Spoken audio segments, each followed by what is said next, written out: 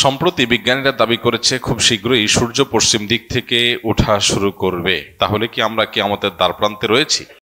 পৃথিবী তার শেষ সময় এসে পড়েছে। জলবায়ু পরিবর্তন থেকে শুরু করে বৈজ্ঞানিক ও ধর্মীয় নানা সূত্র বলছে ধ্বংসের দ্বারপ্রান্তে বসবাসযোগ্য একমাত্র গ্রহ এই পৃথিবী। টেলিভিশন চ্যানেলের রিপোর্ট আমরা দেখেছি। প্রথমত অনেক সময় আমাদের দেশে এই জাতীয় রিপোর্টগুলোতে বলা হয় এক জিনিস আর রিপোর্টে উপস্থাপন করা হয় এটাকে আরো ফুলিয়ে ফাঁপিয়ে দর্শক বা ভিউয়ার্স টানার জন্য আকর্ষণীয় করে চমকপ্রদ করে সেটাকে উপস্থাপন করা হয়। বাস্তবতা আসলে এই টাইপের না, এরকম হয় অনেক সময়। এখানে রিয়েল ঘটনা কি সেটা আমি জানি না, যদি ধরেও নেই যে রিপোর্ট যেভাবে করেছে সেভাবে রিপোর্টটা আমি দেখেছি যে পশ্চিম দিক থেকে সূর্য ওঠার আশঙ্কা করা হচ্ছে। সেক্ষেত্রে সেটা যদি হয় তাহলে সেক্ষেত্রে পৃথিবীতে নানা রকমের বিশৃঙ্খল পরিস্থিতি দেখা দিবে, রোগবালাই, ঘরে ঘরে ক্যান্সার হয়ে যেতে পারে, ইত্যাদি ইত্যাদি। আমরা যখন কোরআন এবং হাদিসের ছাঁচে ফেলে এই গবেষণাকে মাপঝোপ করার চেষ্টা করি তখন আমরা দেখতে পাই যে নবী করিম সাল্লাল্লাহু আলাইহি সাল্লাম কিয়ামতের আগে 10টি বিশেষ আলামত প্রকাশ পাওয়ার কথা বলেছেন, যেগুলোকে আলামাতুস সাআহ আল কুবরা বলা হয়েছে, অর্থাৎ কিয়ামতের বড় বড় আলামত হিসাবে আখ্যায়িত করা হয়েছে। এখানে বড় আলামত বলতে কিয়ামতের একেবারে শেষ মুহূর্তে এসে যেগুলো দেখা দিবে সেগুলোই বড় আলামত, আর যেগুলো অনেক আগে থেকে দেখা দিবে সেগুলো ছোট আলামত। তো কিয়ামতের প্রায় 141টার মতো ছোট আলামত আছে, যেগুলো বিভিন্ন বই পুস্তকে ওলামায়ে কেরাম কোরআন এবং হাদিস থেকে সংকলন করেছেন। সৌদি আরবের একজন আলেম ডক্টর মোহাম্মদ আল আরিফি, তার একটা কিতাব আছে, সেখানে তিনি আলামাতুস সাআত এই 141 সবগুলোকে একত্র করেছেন। যাই হোক, তো সেই নেহায়াতুল আলম তার সে বইটার নাম, আরবিতে বাংলা অনুবাদ হয়েছে। তো সেই কিয়ামতের আলামতের বইয়ে তিনি 141টা ছোট আলামত উল্লেখ করেছেন, যার বেশিরভাগই পৃথিবীতে ঘটে গেছে, যেগুলো নবী সাল্লাল্লাহু আলাইহি ওয়াসাল্লাম ভবিষ্যদ্বাণী করেছেন ঘটবে ঘটবে ঘটবে, কিন্তু ঘটে গেছে।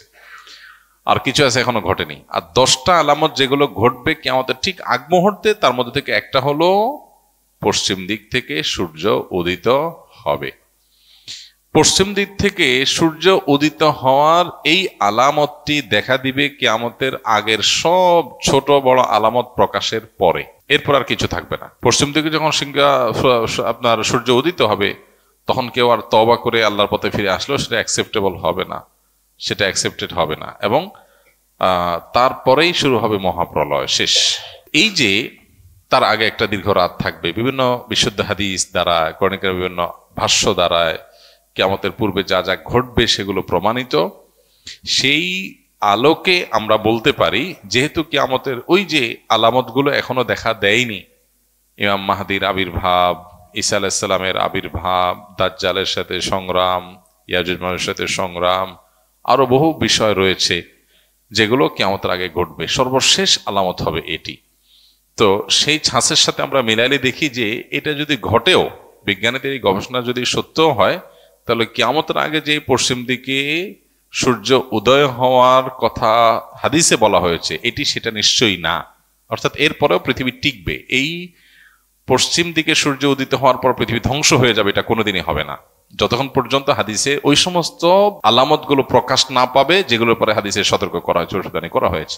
এর আগে আপনারা দেখেছেন বিভিন্ন সময় বিজ্ঞানীরা গবেষণা বলেছেন বিভিন্ন আপনার নক্ষত্র, তাদের যে কক্ষপথে তাদের যে বিচরণ হয়ে থাকে, আল্লাহ সুবহানাহু ওয়া তাআলা কোরআনে কারীমে যে বলেছেন যে ওয়াশ-শামসু তাজরি লিমুস্তাকাররিন লাহা যালিকা তাকদীরুল আজিল আলীম ওয়াল কামারু কদ্দারনাহা মানাজিলা। এই যে সৌরজগতে বিভিন্ন গ্রহ নক্ষত্র, আল্লাহর বিভিন্ন বড় বড় যে আপনার তারকারাজি রয়েছে, সৃষ্টি রয়েছে, এগুলো তাদের নির্দিষ্ট কক্ষপথে বিচরণ করে, আল্লাহ তাআলা এটা বলেছেন।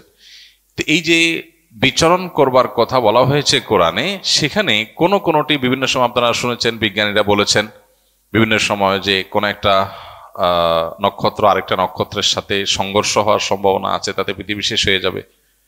আমরা অনেকে এই সমস্ত নিউজ দেখার পর মোটামুটি জমি জমা বিক্রি করে সব খেয়ে পরে মোটামুটি প্রস্তুত হয়ে গেছিলাম। কিন্তু একজন ইমানদার তিনি নিশ্চিতভাবে জানেন নবী করিম সাল্লাল্লাহু আলাইহি সাল্লাম মহাপ্রলয় হয়ে সৃষ্টি জগৎ শেষ হওয়ার যে ঘটনা ঘটবে তার আগে অনেকগুলো বিষয় বলেছেন, সেগুলো ঘটবে।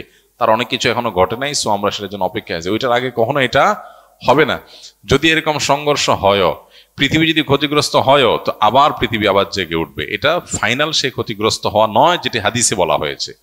সো এই পশ্চিম দিকে যদি সূর্য উদিত হওয়ার ঘটনা কোনোভাবে আংশিকভাবেও যদি এটি সত্য বাস্তবায়িত হয়ও, তারপরেও সেটি সেই পশ্চিম দিকে সূর্য উদিত হওয়া নয় যেটার মাধ্যমে সব ধ্বংস হয়ে যাবে। বরং বিজ্ঞানীদের এই সমস্ত গবেষণার মাধ্যমে একজন ইমানদারের এই ইমানটা আরো বৃদ্ধি পায় যে নবী করিম সাল্লাল্লাহু সাল্লাম বা কোরআনে কারিমে যে আপনার ভবিষ্যৎবাণী করা হয়েছে এটা ঘটবে ওইটা ঘটবে, তার কিছু কিছু আছে মানুষ কোনোভাবে বিশ্বাস করতে পারতো না, এক সময় অবিশ্বাস্য ছিল কিভাবে এটা হবে। বিজ্ঞানীরা গবেষণা করে বিভিন্ন বৈজ্ঞানিক থিওরি দিয়ে সেটাকে তারা প্রমাণ করছেন কিভাবে এটা পসিবল, কিভাবে এটা সম্ভব। তাহলে যেটা আমাদের কাছে অসম্ভব মনে হতো, অনেকের কাছে অযৌক্তিক মনে হতো, অনেকের কাছে ইলজিক্যাল মনে হতো, বৈজ্ঞানিকদের গবেষণার মাধ্যমে সেটার সম্ভাব্যতা প্রমাণিত হওয়াটা এটা আমাদের ইমানকে বাড়িয়ে দেয় যে আল্লাহ এবং তার রাসূল সাল্লাল্লাহু আলাইহি সাল্লাম যা বলেছেন আমাদের বুঝে আসতো না এটা কিভাবে হবে, কিন্তু দেখলাম যে পরে বিজ্ঞানীরা বিভিন্ন গবেষণা দ্বারা এটা সম্ভাব্যতা প্রমাণ করেছেন। তখন আমরা আমাদের ইমানকে আরো বৃদ্ধি করি, আরো শানিত করি যে আলহামদুলিল্লাহ আমরা না বুঝেও ইমান আনি। কিন্তু আমার না বুঝে ইমান আনার মানে এই না যে আমি যে বিষয়ের প্রতি ইমান এনেছি এটা ইলজিক্যাল, লজিকটা আমার জানা নেই, পরে আবিষ্কার হয়েছে, কিন্তু আল্লাহ যা বলেছেন তার চেয়ে বড় কোনো লজিক হতে পারে না, সেটা আমার এখন বুঝে আসুক আর না আসুক। এখান থেকে বড় ইমান আরো আমাদের বৃদ্ধি হয়। তবে এটা সেই ঘটনা অবশ্যই না যেটি হাদিসে বলা হয়েছে, কারণ তার আগে আর অনেক কিছু ঘটার কথা বলা হয়েছে।